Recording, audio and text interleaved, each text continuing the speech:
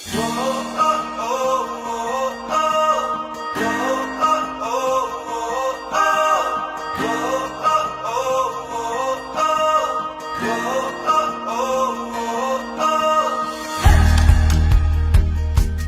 าะลุยลาวอาทิตย์นี้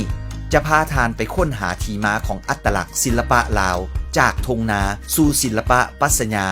และฮู้จักกับศิลปินดีเด่นแห่งชาติผู้ที่ได้อุทิศเหงื่อแหงสติปัญญาให้งานศิลปะสร้างปานีตไผเป็นผู้ออกแบบเงินกีบสุดประวัติศาสตร์ของสปป.ลาวเป็นหยังเงินกีบต้องมีลายลาวแม่นหยังคือความหมายที่แฝงไว้แม่นไผเป็นผู้ออกแบบหอราชสลดหอพระบางนักสถาปนิกผู้สร้างขัวเสื่อมต่ออารยธรรมข้ามสมัยจากอดีตสู่ปัจจุบันและจะยืนยงคู่คนลาวที่มีเลือดลาวอย่างเข้มข้นเลาะลุยลาวตอนลวดลายเรื่องลาว